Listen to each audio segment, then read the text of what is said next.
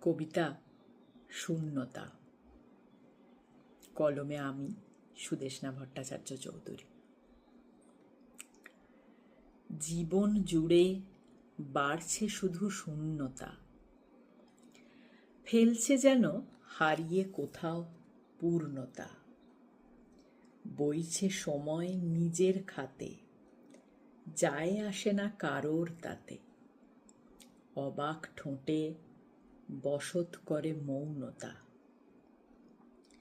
ভেবেছিলাম বলবো আমি শেষ কথা, থাকবে না আর অসহায়ের স্তব্ধতা।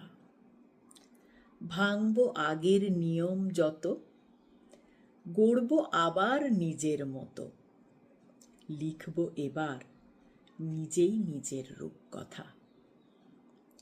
চেয়েছিলাম পাল্টে দিতে সবকিছু, বৃথাই শুধু সময় দিলাম তার পিছু।